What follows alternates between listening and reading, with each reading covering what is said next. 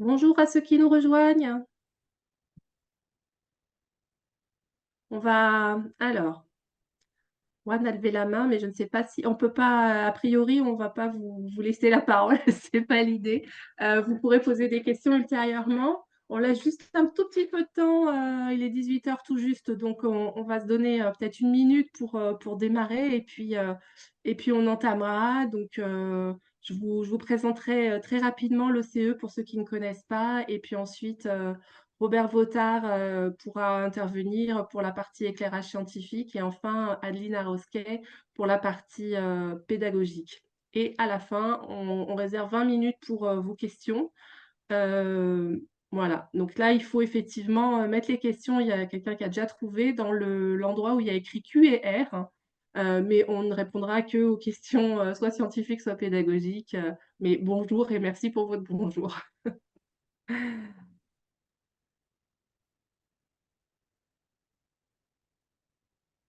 Voilà, alors je vais démarrer en partageant mon écran.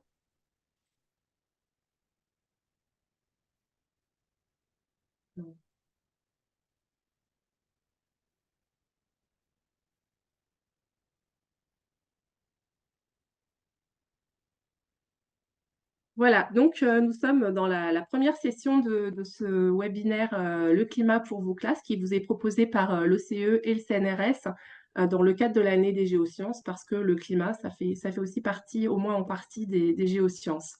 Quelques mots sur l'OCE, je vais essayer d'être rapide. En fait, c'est pas vous, je pense que j'apprendrai qu'il y a des conséquences déjà très visibles du changement climatique et il est plus urgent que jamais de préparer la nouvelle génération en lui donnant les clés de compréhension de manière à ce qu'elle puisse faire, en étant plus âgée ou même dès maintenant, des choix éclairés en matière d'atténuation et d'adaptation. Enseignants, nous, on est persuadés à l'OCE que vous avez un rôle essentiel pour éduquer les générations actuelles et futures du changement climatique et aussi de les doter des outils de compréhension. C'est pour ça que nous faisons ce genre de session et tout le travail qu'on fait.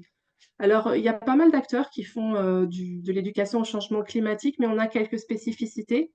D'abord, on est une structure internationale qui est ancrée dans la science et la recherche, avec des partenariats avec de très nombreux organismes de recherche comme le CNRS, Météo France, l'IRD, l'AFD, l'IPSL. Et c'est aussi pour ça que vous avez Robert Votard ici pour inaugurer cette série. L'OCE est membre observateur du GIEC. La deuxième spécificité, c'est l'importance de la pédagogie. On met un accent effectivement sur la pédagogie active, sur le développement de l'esprit critique, mais aussi on a une approche réflexive sur l'enseignement au changement climatique, puisqu'il fait chez nous l'objet de travaux de recherche. Et aussi, la troisième spécificité, c'est qu'on a le choix, on a fait le choix de former des formateurs et des enseignants plutôt que des élèves, afin d'avoir un effet transformateur. On a une approche qui est pluridisciplinaire, interdisciplinaire. On a vu que parmi vous, vous étiez 1100 d'ailleurs, 1100 inscrits. Il y avait une grande majorité de profs de SVT, pas mal de profs de physique, mais il y a aussi, et on en est vraiment très heureux, des professeurs de français, de sport et d'histoire géo, etc. Donc ça, c'est important. Et puis souvent, on peut travailler ces sujets en transverse de manière interdisciplinaire. Et aussi, et Adeline vous en reparlera, on a la volonté de proposer des ressources gratuites et adaptables dont vous pouvez vous emparer. Quelques chiffres clés, on a déjà formé 100 000 enseignants depuis la création de l'OCE il y a 5 ans. Par ricochet, on estime que ça fait 3 millions d'élèves qui ont été touchés dans le monde, hein, puisqu'on intervient beaucoup à l'international. On a déjà produit 100 ressources pédagogiques et dispensé plus de 200 formations qui vont entre 1 et 5 jours. Voilà. Alors, le programme des réjouissances, maintenant, c'est donc tout d'abord Robert Vautard, qui est climatologue au CNRS et coprésident du groupe de travail 1 du GIEC, qui va intervenir pour un éclairage scientifique pendant 30 minutes. Ensuite, Adeline Narosquet, qui est médiatrice scientifique à l'Office for Climate Education et qui va intervenir pour 10 minutes. Et enfin, donc, la session de questions-réponses qu'on vous réserve, où vous avez donc, pour certains l'ont vu, l'outil Q&R de Zoom, donc tout en bas de l'écran, hein, vous voyez. Et donc, on vous demande de liker les questions qui vous semblent les plus pertinentes. Comme ça, parce qu'on n'aura certainement pas le temps de toutes les traiter, on essaiera de traiter celles-là. Et pour les autres, on essaiera de vous faire ultérieurement une réponse par écrit. Petite précision, on ne traitera que les questions scientifiques ou pédagogiques et pas les questions politiques. On s'aventurera surtout pas sur ce genre de chemin et de sujet et on n'est pas là pour ça. Voilà, donc je laisse la parole à Robert. Donc tu dois... Voilà, Alors, faut que j'arrête de partager, je pense. oui, merci. J'espère que tout le monde me voit et m'entend. Euh, et si oui, donc je vais commencer. Pour Voilà, tu dire, peux y aller. OK, avant de partager juste quelques mots, donc bienvenue et aussi, donc, je me présente, donc je suis Robert Boutard, je suis directeur de recherche au CNRS et je co-préside le groupe de travail 1 du GIEC. Je vais expliquer un petit peu ce que c'est. Mais je voudrais quand même insister sur le fait que tous les citoyens, pas seulement les politiques, les citoyens, les entreprises, sont des acteurs de la transition écologique et donc c'est important à ce titre d'en être conscient. Donc voilà, je vais partager maintenant mes planches. Euh, alors, euh, voilà. Je remercie euh, Anne de me dire si Oui, la ça projection est marche. très bien. Donc voilà, je vais donc avancer un petit peu sur là, ça a été dit. Euh, et donc voilà, vous commencez par expliquer un tout petit peu ce qu'est le GIEC. Alors vous verrez de temps en temps dans mes planches, j'ai, il y a un peu d'anglais parce que je n'arrivais pas à gommer et à tout traduire. Mais IPCC, c'est le nom anglais de GIEC, donc pour le Intergovernmental Panel on Climate Change. Donc euh, c'est l'organisation qui est mandatée par les Nations Unies pour faire l'état des connaissances sur le changement climatique, non seulement sur le changement dans le système physique de la Terre et le système physique et biologique, mais aussi les impacts sur les sociétés humaines, sur les écosystèmes, donc les espèces vivantes en général, et aussi de faire l'état des lieux sur les connaissances concernant les solutions, les options de solutions.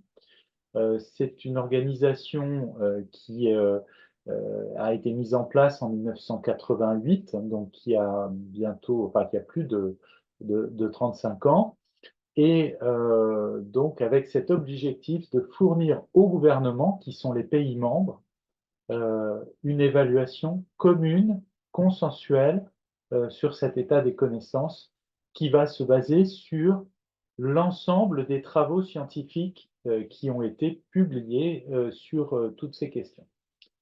Euh, c'est très important. Il y a plusieurs choses qui sont très importantes. Donc, on produit des rapports qui sont des références mondiales qui ont une portée donc, qui est sans commune mesure par rapport aux différents rapports que pourraient avoir produire des organisations qui ne seraient pas issues des Nations Unies parce que les règles sont très strictes et les pays membres représentent vraiment quasiment l'ensemble des nations. Il y a 195 pays membres.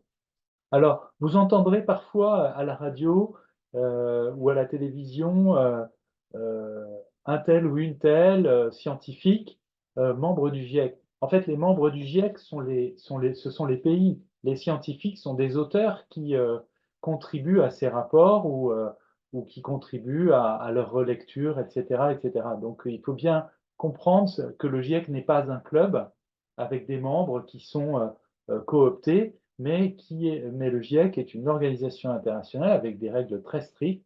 Le bureau, c'est à peu près 35 personnes, moi j'en fais partie, donc les coprésidents, le président du GIEC, nous avons aussi des vice-présidentes et vice-présidents, et toutes ces personnes sont élues par les pays membres.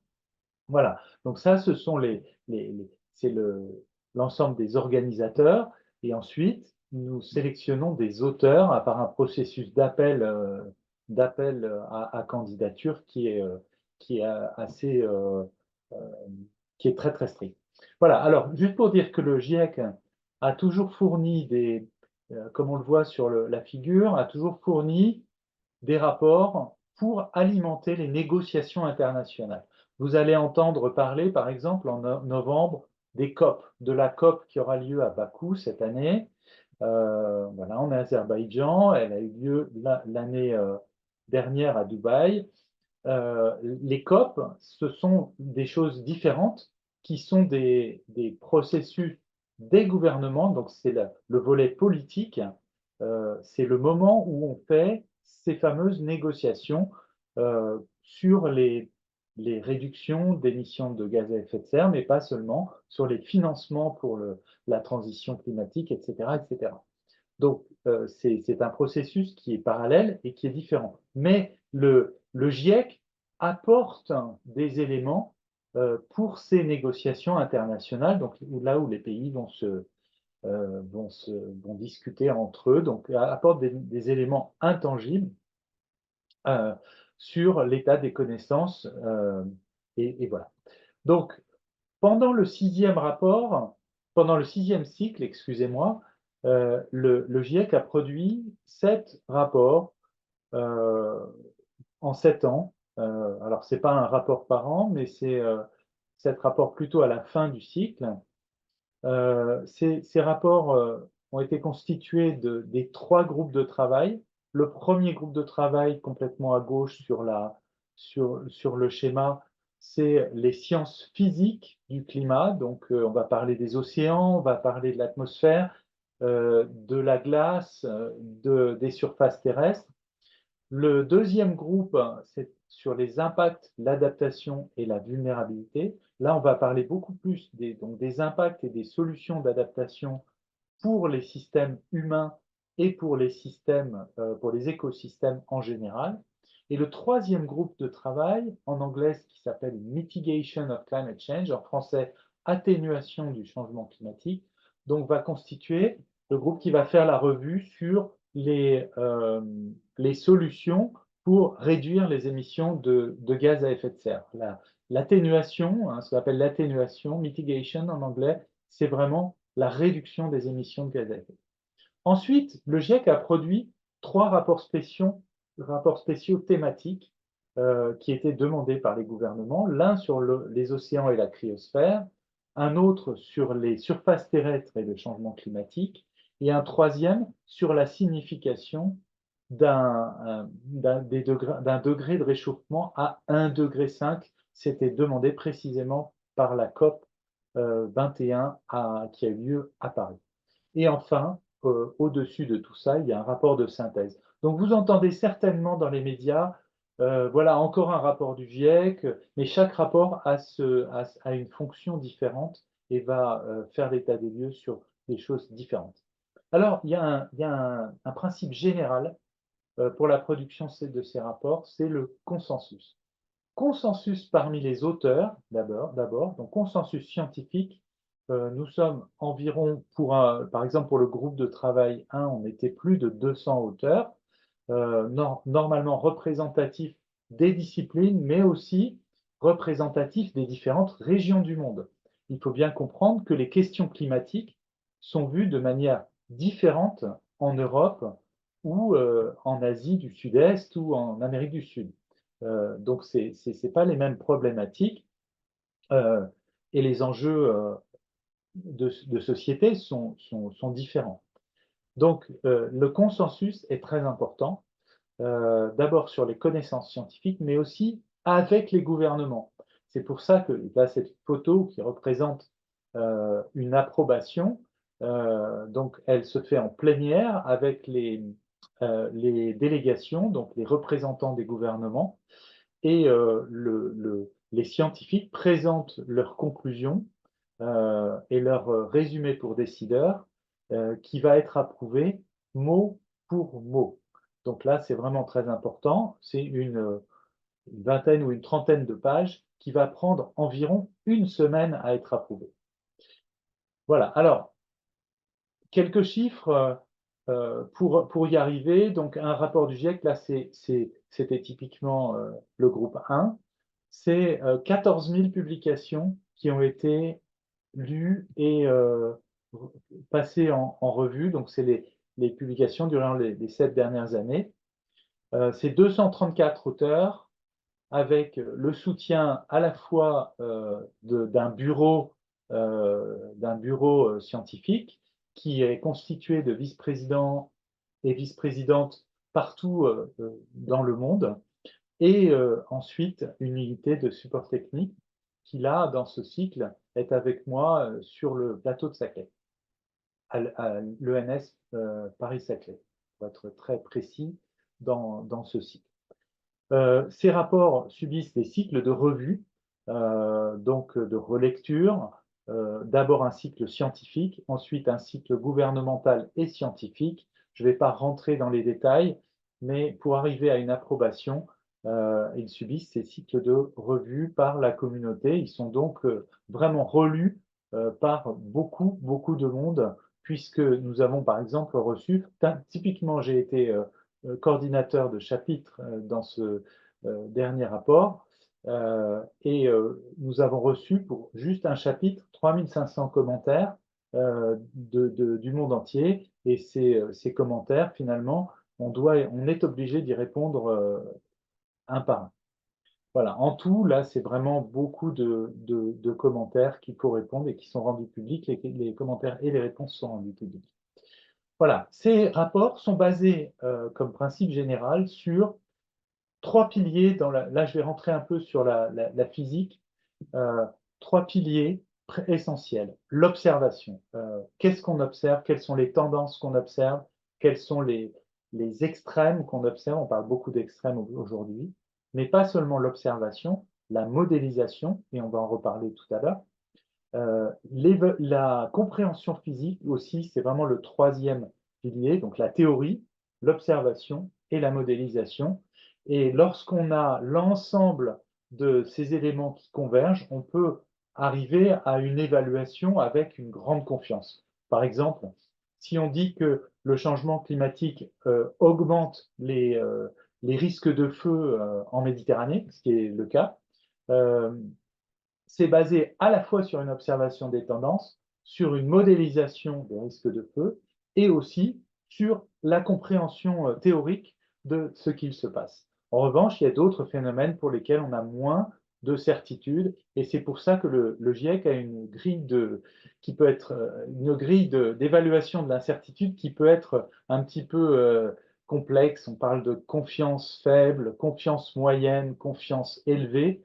Et c'est ces niveaux de confiance finalement qui vont être importants, mais c'est vrai que bien souvent c'est un petit peu difficile à interpréter quand on n'est pas dans le bas. Voilà, rapidement, donc les résultats principaux du dernier rapport. La courbe que vous voyez représente le réchauffement, enfin représente les températures observées, l'évolution des températures observées depuis 2000 ans, et le réchauffement dans la dernière partie qui était, en tout cas à l'époque du rapport, de 1,1 degré, qui aujourd'hui est d'environ 1,26 degré.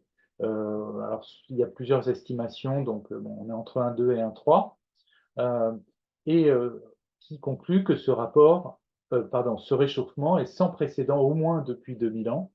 Alors, les données d'il y a 2000 ans et d'il y a 1000 ans sont reconstruites par un ensemble de ce qu'on appelle des proxys ou des indicateurs de la température qui sont pris dans les cernes d'arbres, dans les stalactites, les stalagmites, dans les dans les carapaces de certains organismes marins, dans les sédiments, dans les lacs de montagne, etc. Et il y a un ensemble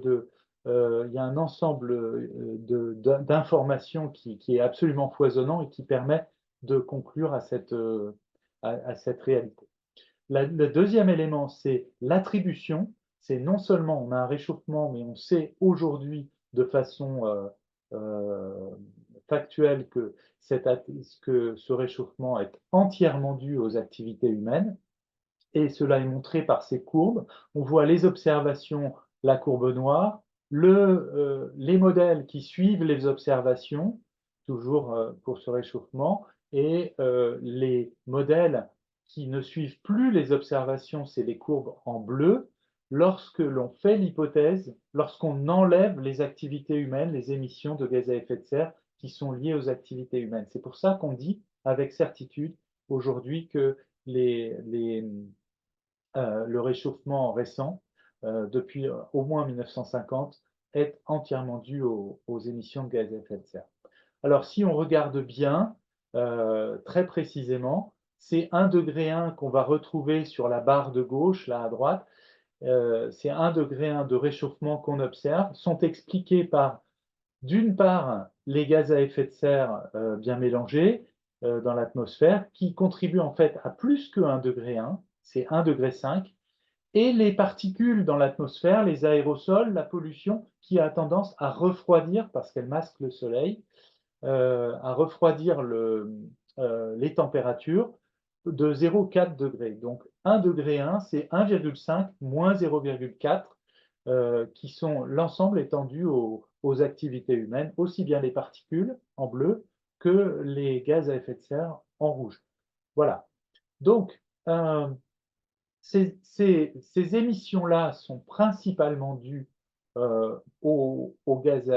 ces émissions de gaz à effet de serre sont principalement dues au CO2, donc au gaz carbonique, mais pas seulement, au méthane aussi, à d'autres gaz. Mais pour simplifier, si on regarde le gaz carbonique, en fait, ce qui est très important dans le gaz carbonique, c'est le carbone, parce qu'on va voir que ce carbone s'accumule, en fait, le CO2 s'accumule dans l'atmosphère, et ce processus cumulatif, en fait, est irréversible. Les durées de vie du CO2 dans l'atmosphère sont extrêmement longues, et donc c'est un processus quasi irréversible. Et par conséquent, lorsqu'on regarde les causes des émissions de CO2, ce sont simplement les carburants fossiles. Je vais y revenir. Donc, le cycle du carbone, si on le regarde maintenant dans son détail, ce cycle du carbone, en fait, à gauche, on montre que, voilà, aujourd'hui, on extrait des différentes réserves, aussi bien pétrole, gaz et charbon, principalement encore charbon, dans le monde, environ 35 gigatonnes de CO2 chaque année.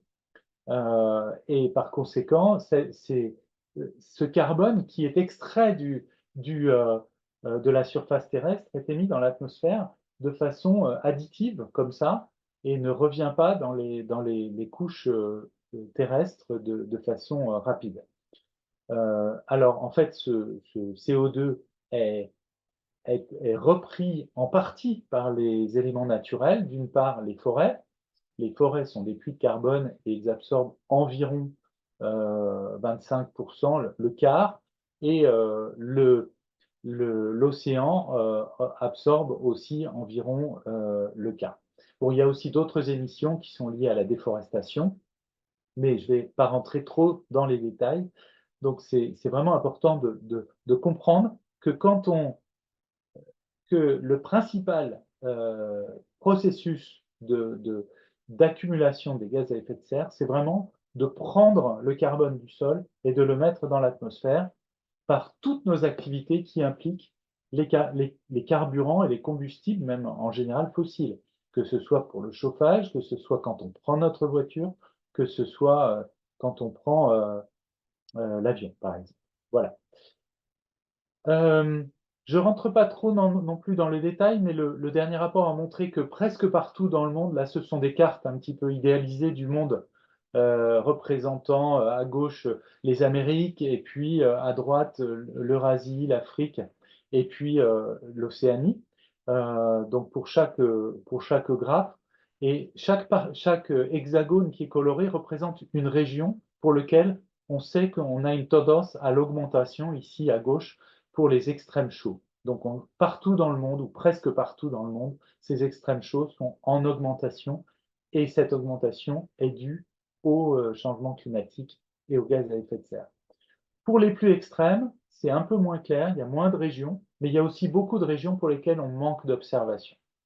Donc là, c'est vraiment le manque d'études, le manque d'observation qui va être limitant. Pour les sécheresses, en fait, quand on regarde, on a peu de certitudes encore pour le moment, mais il y a quand même 2 régions dans le monde pour lesquelles on a une certitude. Ce sont les régions où il y a les 2 petits points, donc c'est un niveau de confiance moyen.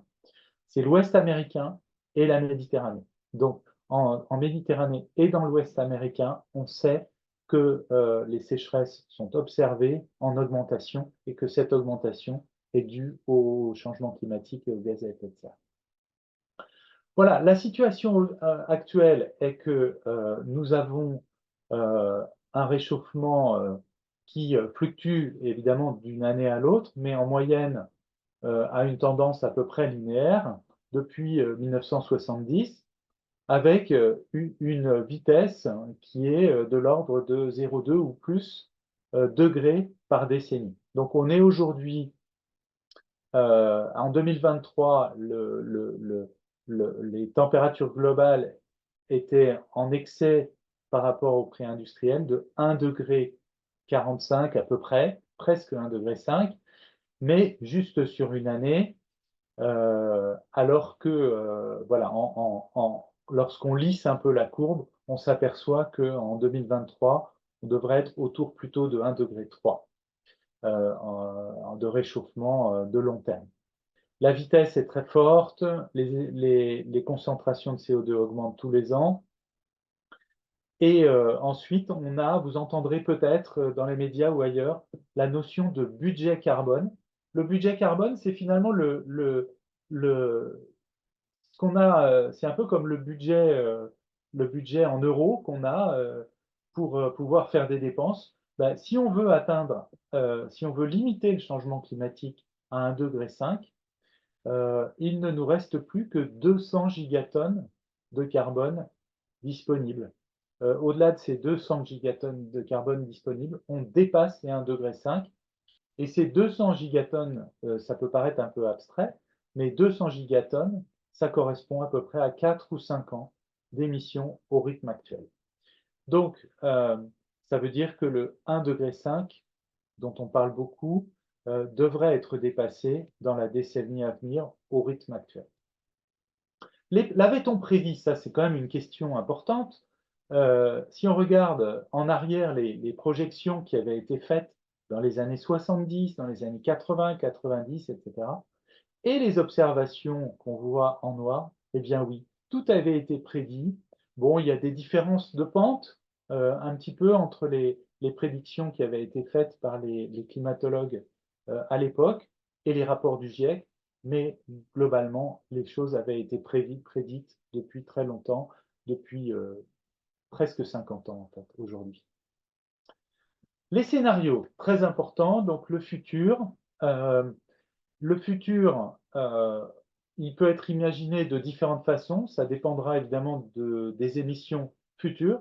Donc aujourd'hui, on a un stock de CO2 dans l'atmosphère qui nous conduit au réchauffement actuel, mais les émissions futures pourraient nous conduire sur des trajectoires très différentes. Donc voilà un petit peu des scénarios qui ont été des scénarios d'émissions qui ont été proposé, donc un scénario un peu extrême qui est considéré aujourd'hui comme pas très réaliste, le scénario où on dépense tout le carbone de façon incontrôlée et sans politique climatique.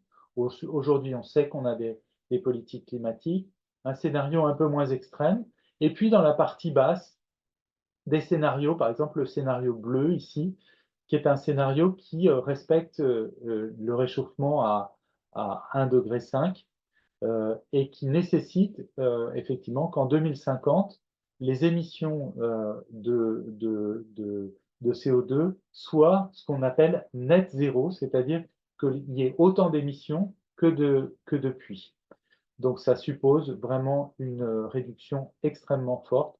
Et si on veut vraiment stabiliser le climat à 1,5 degré, on aura encore plus d'efforts à faire en produisant ce qu'on appelle des émissions négatives, c'est-à-dire en reprenant le CO2 de l'atmosphère et en le forçant à rentrer dans le sol par des méthodes chimiques, par des méthodes naturelles ou par des méthodes, euh, euh, par des technologies diverses et variées. Je pourrais en parler s'il y a des questions.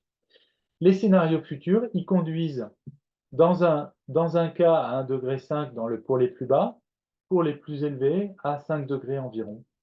Euh, Aujourd'hui, on est toujours à ce 1,1 degré ici. Ce qu'il faut bien comprendre, c'est qu'on va dépasser ce 1,5 degré très probablement, mais il y a donc cette possibilité éventuellement de gratter un petit peu un dixième de degré, peut-être 2/10 de degré avec des technologies qu'on n'a pas encore bien mis à l'échelle, mais qui pourraient le faire. Mais ça pourra certainement pas être une très grosse partie, d'où la nécessité aujourd'hui de réduire les émissions de façon drastique. Ces scénarios, on peut en estimer les conséquences. Là, j'en montre qu'une seule, mais il y en a des dizaines et des dizaines. C'est sur la santé et sur les vagues de chaleur. Les vagues de chaleur sont les événements les plus meurtriers, en fait. On entend beaucoup parler des inondations avec tous les dégâts que ça cause, mais les vagues de chaleur conduisent à des centaines ou des milliers de morts à chaque fois. Ce qu'on appelle les tueurs silencieux, un petit peu. Et on craint beaucoup pour des degrés de réchauffement de l'ordre même déjà 2 degrés ou plus, 4-5 degrés, que certaines régions du monde subissent des vagues de chaleur humides avec une combinaison à la fois de températures très élevées et d'humidité très forte qui conduisent à des conditions qui sont mortelles en fait. Donc le nombre de jours où ces conditions avec des risques mortels euh, par an pourrait, dans certaines régions tropicales, être quasiment l'ensemble de l'année, c'est-à-dire plus de 300 jours. Voilà, les trajectoires aujourd'hui sur les émissions de gaz à effet de serre nous conduisent à environ 3 degrés et on est très très loin, même si on peut dire aujourd'hui qu'on n'est plus dans les scénarios du pire. Il y a déjà des politiques climatiques qui ont évité des quelques gigatonnes de CO2 d'être émises par an, ça a été démontré. Aujourd'hui, on est encore très très loin du compte, comme vous le voyez, sur la différence entre les politiques qui ont été implémentées et qui sont implémentées aujourd'hui et ce qu'il faudrait arriver à faire dans les trajectoires bleues ou vertes. Voilà, on a beaucoup de leviers d'action, je ne veux pas rentrer dans le détail, mais on a beaucoup de leviers d'action, et particulièrement dans certains domaines comme l'énergie, avec pour la décarbonation, donc les énergies renouvelables, un petit peu le nucléaire aussi, mais aussi dans les transports, il y a beaucoup à gratter dans les transports avec l'électrification des transports, et aussi dans le bâtiment avec l'isolation, etc., etc. Donc, il y a beaucoup de leviers d'action pour diviser par deux les émissions de gaz à effet de serre d'ici 2030. C'est au niveau mondial, mais ça se décline par pays et il est vraiment important de savoir que les solutions, finalement, on les connaît. Après, ce sont des questions d'investissement, de formation et toutes des questions qui sont liées à comment transformer les choses très rapidement. Voilà, moi j'ai terminé et je vous remercie de votre écoute. Et je vais passer la parole à ma collègue Adeline qui va vous expliquer comment l'OCE finalement arrive à transformer ces informations en documents pédagogiques. Merci Robert. Merci Robert. Tu Je vais cesses le partage arrêter de le ton partage. écran? Oui, je crois que je suis dans les temps. C'est super. Et puis donc, pour rappel, on prendra les questions à la fin des deux interventions.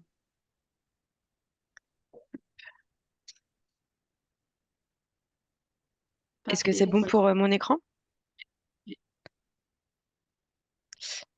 Ok, donc bonjour à tous et à toutes. Moi c'est Adelina Roskay, donc je travaille à l'OCE comme l'a dit Anne dans l'équipe médiation.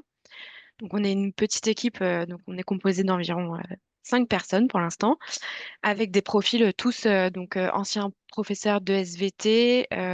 On a presque tous fait de la recherche ensuite, plutôt en biologie ou en géologie, ou alors en sciences sociales. Et donc ça nous permet d'avoir un regard à la fois pédagogique et scientifique sur les ressources qu'on produit derrière.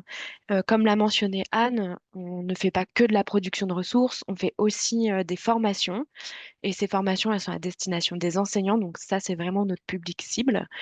Et enseignants, donc, comme l'a aussi précisé Anne, pas que de SVT ou de physique-chimie, mais aussi de toutes les autres matières. Et donc, c'est un plaisir à chaque formation de voir qu'on arrive à intéresser des enseignants donc, qui viennent de toutes disciplines confondues. Et donc, ça, c'est ce qu'on fait donc, en France, mais aussi beaucoup à l'étranger. Donc, on a des gros terrains à l'étranger. Et donc, c'est pour ça que vous verrez que nos ressources, elles existent en anglais et ensuite elles sont traduites en français, en espagnol et en allemand pour quelques-unes. Alors, concernant ces ressources, euh, elles sont donc principalement basées sur les rapports du GIEC. Donc, Robert, il vient de vous en parler longuement. Donc, et principalement sur les rapports qui sont sortis durant ce 6e cycle. Et donc, l'idée, en fait, c'est donc de rendre ces rapports, qui sont donc énormes et donc remplis de contenu scientifique, accessibles pour les enseignants du primaire et du secondaire. Donc là, vous avez par exemple une image du rapport sur les terres. Donc ça, c'est le résumé à l'intention des décideurs. Donc c'est pas le rapport, le gros rapport initial. Et nous, on utilise donc ces résumés pour en faire des résumés pour enseignants, dans lesquels on essaye donc de simplifier tout en restant scientifiquement juste, mais simplifier et rendre accessible pour vraiment tous les enseignants primaires et secondaires et toutes disciplines confondues. Donc là, vous avez par exemple un exemple du rapport, enfin, du résumé pour enseignants, du rapport sur les terres. Donc, en fait, ces résumés pour enseignants sortent une fois que les rapports du GIEC sont sortis. Donc il y a ces résumés donc pour enseignants. Donc là, c'est pour le rapport sur les terres. Il y a le même pour le rapport sur l'océan et la cryosphère. Donc ça, c'est les deux principaux résumés qu'on a. On a aussi un résumé sur le rapport spécial qui était sorti sur le 1,5 degré d'ici la fin du siècle. Donc on a aussi un résumé pour enseignants sur ce rapport.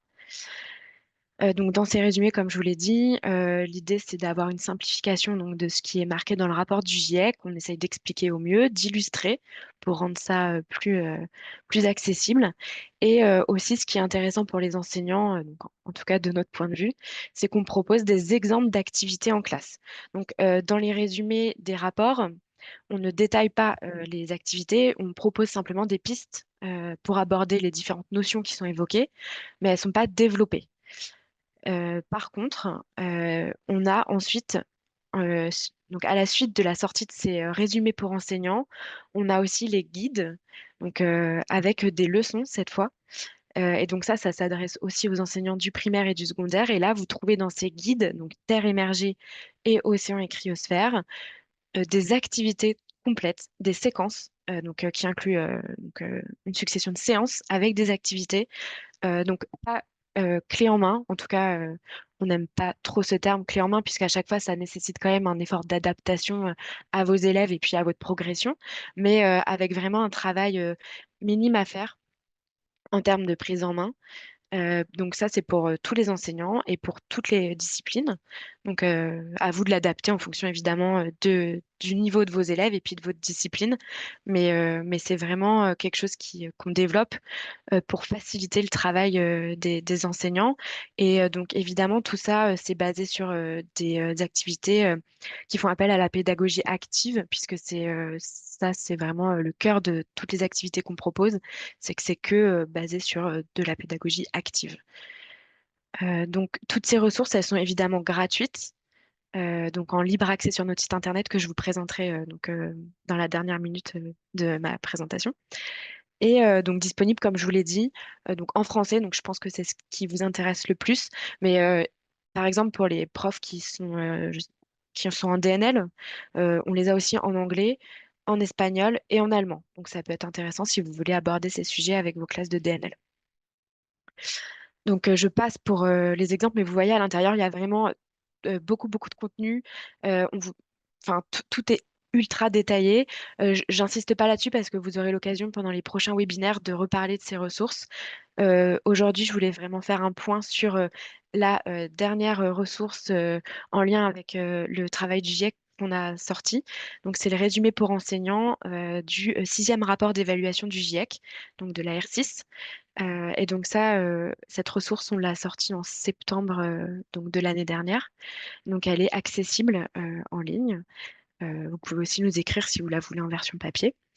Et donc, dans cette ressource, vous trouvez, comme je vous l'ai dit, donc un résumé et des explications simplifiées des travaux du GIEC, et ensuite des propositions d'activités de classe au regard des explications scientifiques qui sont à côté.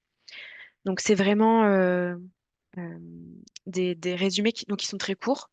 On essaie de les faire tenir sur une vingtaine de pages, une trentaine parfois avec ces activités, ces idées d'activités, donc des infographies qui vous permettent qui permettent d'expliquer plus simplement les choses, et puis des messages clés. Donc c'est assez facile de les prendre en main. Je vais pas vous prendre beaucoup plus de temps. Je voulais juste vous montrer du coup comment fonctionne notre site internet, même s'il va être il est en refonte, donc il va changer prochainement, mais d'ici là, pour que vous puissiez savoir comment accéder à ces ressources. Donc l'adresse, elle est très, très facile, hein, donc c'est oce.global. Alors vous allez me dire si vous arrivez à voir euh, le bon écran. Hop, normalement c'est bon. Donc Anne, tu peux me confirmer que c'est le bon écran? Oui, c'est bon. Ok. Voilà, donc vous avez juste à aller sur notre site, et une fois que vous arrivez sur notre site, donc vous avez les actualités à la une, évidemment, mais ensuite vous pouvez aller directement sur l'onglet ressources pédagogiques, consulter nos ressources, et ensuite, en fonction de ce que vous recherchez, tout est classé dans différents onglets. Donc, par exemple, si vous cherchez des activités de classe, vous avez juste à cliquer sur activités de classe, et là, vous avez toutes nos ressources. Donc, vous avez dans un premier temps les ressources, donc ça, c'est les gros guides. Donc là, on a sorti aussi en partenariat avec l'AFD, le ministère de l'Éducation nationale, un guide de simulation de COP. Donc par exemple, vous pouvez tout à fait cliquer dessus, le télécharger. Par rapport aux rapports dont je vous parlais, donc ils sont ici. Donc vous pouvez les télécharger gratuitement, encore une fois. Changer la langue si jamais vous voulez pas en français. Et aussi, ce qui est intéressant, c'est que vous pouvez, si vous ne voulez pas télécharger tout le guide, juste télécharger les activités qui vous intéressent de ce guide. Donc on a séparé toutes les activités de nos guides en petits fichiers. Vous pouvez aussi les télécharger si vous n'avez pas envie de télécharger tout le guide qui fait donc parfois jusqu'à 200 pages. Voilà. Peut-être juste pour finir, toutes nos ressources, donc elles sont donc créées, produites par nous, donc par l'équipe médiation.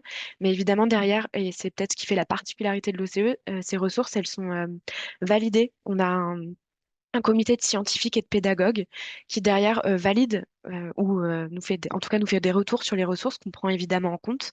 Donc ce comité il est composé de scientifiques, certains membres du GIEC et de pédagogues. Et on a aussi nos activités qui partent en test en classe. Donc il y a aussi des enseignants donc, qui très gentiment testent nos ressources et nous font leur retour.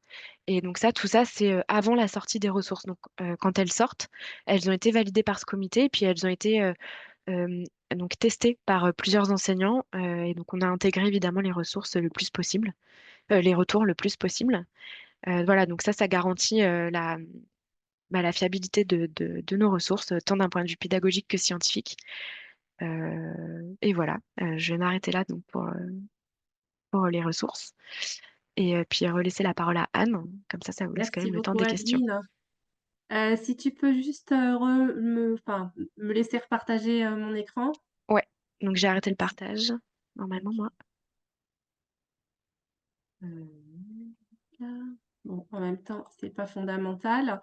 C'était juste pour vous donc vous dire que effectivement, bah, vous vous rappelez que vous pouvez poser vos questions par l'outil questions-réponses, on vous remercie beaucoup de votre attention et on est désolé de ne pas pouvoir répondre aux mains levées, etc. Mais sinon, on va perdre beaucoup en fluidité de l'intervention. Puis vous voyez bien qu'en 1 heure, ça fait beaucoup, beaucoup de notions à passer. Donc, notre site, je vous ai mis l'URL et notamment les ressources. Alors justement, on a pas mal de questions plutôt pour Adeline déjà sur ces... Alors j'arrête le partage. Non, j'arrête pas parce que sinon... Eh ben si, j'arrête. On a beaucoup de questions notamment sur ces ressources. On nous demande dans quels enseignements on conseille de mettre en œuvre ou mettons-nous nous-mêmes en œuvre les activités présentes dans les guides de l'OCE. Euh, alors nous, on les met pas en œuvre en classe, hein, on les produit, les ressources.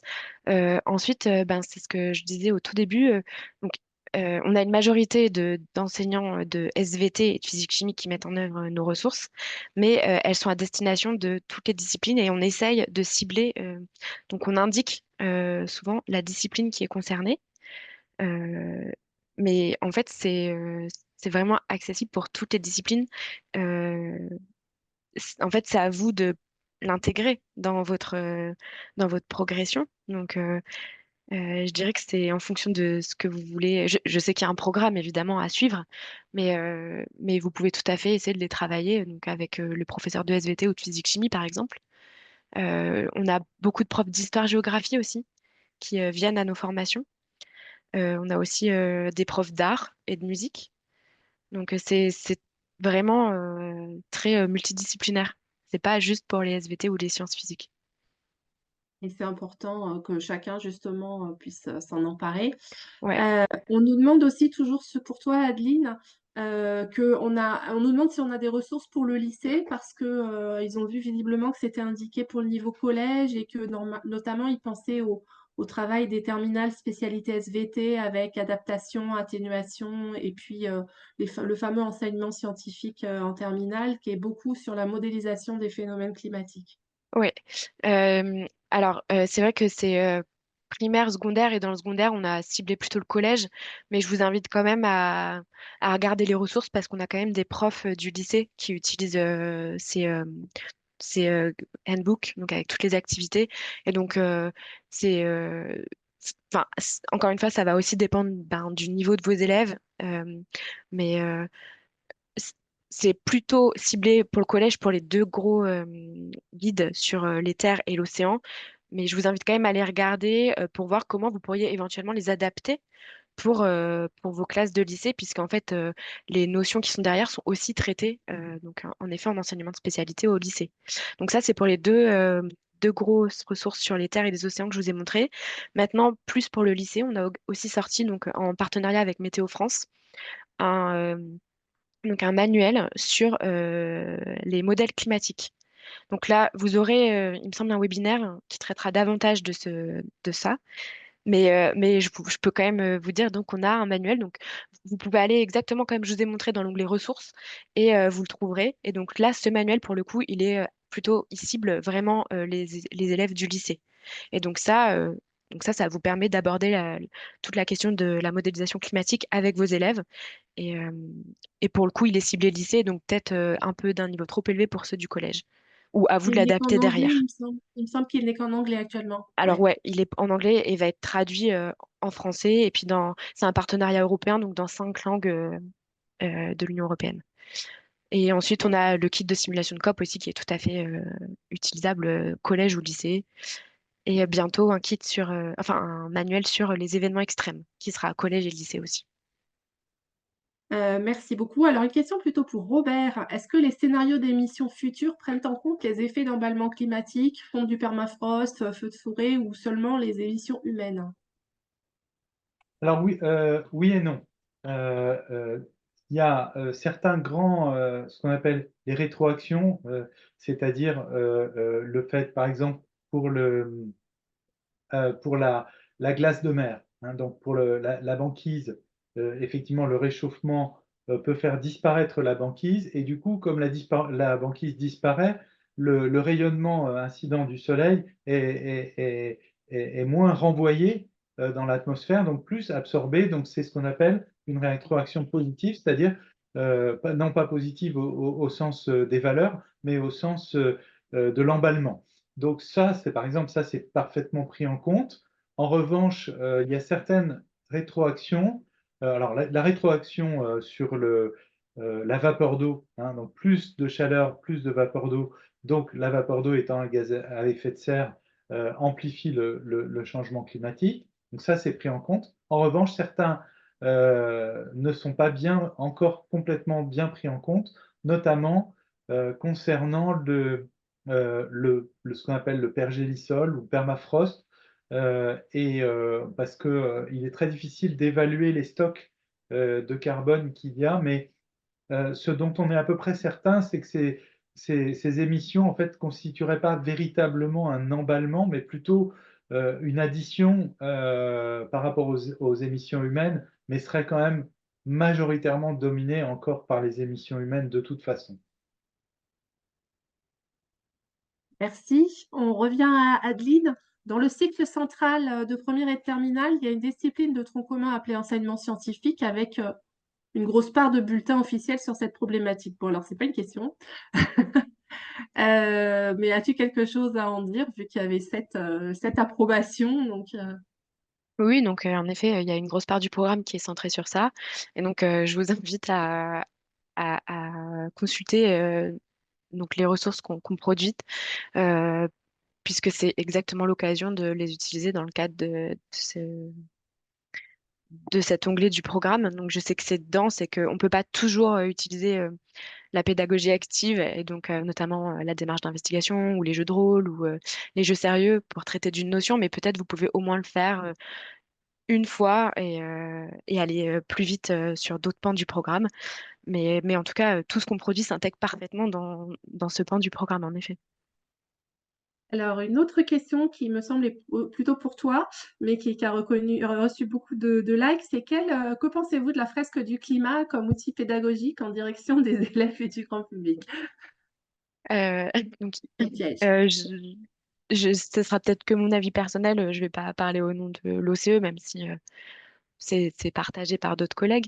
C'est un outil qui est donc très intéressant euh, pour l'avoir fait énormément enfin, en enseignant à des licences. Ça permet, je le faisais en introduction de mes cours de géosciences pour les L1, et ça permet vraiment un peu de débroussailler donc toutes les notions et concepts clés liés à la question des changements climatiques. En ce sens, je trouve qu'il est très très intéressant. En plus, il y a les définitions au dos des cartes. Donc c'est bien. Peut-être que il faut pas oublier à la fin de prendre le temps de la discussion avec les élèves et la phase de réflexion autour des solutions qui existent. Sinon, il peut vite avoir un côté un peu anxiogène quand on finit sur les cartes conflits armés et pandémie, etc. Donc, je dirais que, il faut prendre le temps quand on utilise cet outil de bien discuter derrière avec les élèves. Et puis, il balaye énormément de notions et de concepts. Donc, parfois, c'est un peu compliqué pour les élèves d'avoir d'un coup de tout découvrir. Donc, moi, je l'utilise en introduction pour voilà, présenter tous les concepts sur lesquels on allait plus tard passer du temps. Vous pouvez peut-être l'utiliser en fin de séquence, par exemple, pour faire un point sur tous ces concepts. Mais il a des points positifs et des points négatifs, je pense, comme toutes les ressources.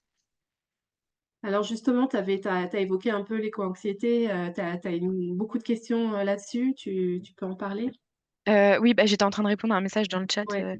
par rapport à ça. Donc, c'est en effet un sujet qui est brûlant. On en entend énormément parler. Et donc, on a également dans nos ressources, on a développé donc une ressource sur les émotions et l'éco-anxiété liées au changement climatique. Et donc, on a un livret de développement professionnel pour les enseignants qui est sorti. Si vous voulez aborder cette thématique avec vos élèves. Et sinon, je vous encourage à venir aux formations qu'on fait avec les MPLS, puisque c'est souvent un atelier qu'on fait avec les enseignants qui sont présents. Et sinon, allez sur notre site web et la ressource est disponible. Donc, c'est pas pour les élèves, encore une fois, hein, c'est pour vous, pour vous aider à aborder cette thématique avec les élèves. On propose un atelier. Merci Adeline. On avait une question pour Robert, mais je viens de la perdre. Il y en a Désolée. plein, il y en a plein. Alors, il Mais y en a une où tu es... Oui, bah oui, bien sûr, mais on va pas pouvoir. Mais par contre, il y en avait une... Ah! En fait, mon système de tri arrête pas de sauter. Donc, bon, alors, après, si tu en as vu une à laquelle tu as envie de répondre, vas-y, en attendant que je la trouve. Il y avait une question sur finalement, sur comment répondre au climato-scepticisme, au fait que le réchauffement est naturel. Alors, ce qu'il faut savoir, c'est que et c'est pas enfin, cette certitude, elle a été acquise non pas à cause des modèles seulement, c'est que toutes les informations concordent pour y arriver. À la fois la théorie, on sait qu'un gaz à effet de serre produit de l'effet de serre, donc la Terre va se mettre à l'équilibre lorsqu'on a ces gaz à effet de serre. Il y a plus d'énergie qui rentre que d'énergie qui sort. C'est mesuré depuis l'espace. La théorie, c'est-à-dire la quantité de gaz à effet de serre qu'on a dans l'enveloppe de l'atmosphère, conduit à un calcul de déséquilibre énergétique qui est concordant avec ce qu'on voit depuis l'espace. C'est donc vraiment la théorie, les observations à l'intérieur de l'atmosphère, ce qu'on appelle in situ, depuis l'espace, et aussi les modèles. L'ensemble de ces éléments concordent. Donc, à partir du moment où il n'y a plus aucun doute, on dit que c'est certain. C'est vraiment l'ensemble de ces informations qui permet d'être certain de cela. Voilà. Et il y en a une autre qui est pour toi, qui nous parle, qui nous dit: «Dans les scénarios les plus positifs, vous indiquez que pour être à l'équilibre et donc ne plus augmenter la température, il faut créer des puits de carbone. Pensez-vous que nous pouvons, dans ces cas, enrayer la diminution de l'albédo liée à la disparition des calottes glaciaires et des glaciers?» Alors, je pense que c'est deux choses un petit peu différentes. Oui, le réchauffement climatique, si on arrête les émissions totalement, il va simplement se stabiliser. Les températures vont se stabiliser, les extrêmes vont rester comme ils sont au moment où on stabilise, et le climat va se stabiliser en gros pour très très longtemps. C'est ce qu'on pense pouvoir faire de mieux. Ensuite, si on veut faire redescendre les températures, alors si on veut faire redescendre les températures, il faut créer des puits de carbone, il faut créer des puits de carbone par tout un tas de méthodes, y compris les méthodes naturelles, reforestation, etc. Mais comme je pense que c'est l'esprit de la question, on a ce qu'on appelle un dépassement et un retour, mais pendant ce dépassement, il va y avoir des impacts irréversibles. Donc on ne pourra pas revenir exactement à l'état du ciel. Par exemple, la fonte des glaces, des calottes polaires, eh ben, elle va continuer parce que c'est un système qui est très très lent et on ne pourra pas, même si la température se refroidit, limiter la fonte des calottes polaires et de l'augmentation du niveau des mers. Ça, c'est irrémédiable. Et donc, vous avez raison de dire qu'il y a certains impacts qui vont de toute façon être là et irréversibles. Merci beaucoup. Une dernière petite question pour Adeline et puis je pense qu'on s'arrêtera là et encore une fois, on est vraiment désolé de ne pas tout traiter, mais il y a 80 questions et on essaiera de vous faire parvenir des réponses par écrit. Une question, c'est comment on candidate pour être enseignant-testeur de ressources pédagogiques? Il y a quand même 25 personnes qui ont l'air intéressées par cette réponse, donc vas-y Adeline. Ben, c'est super.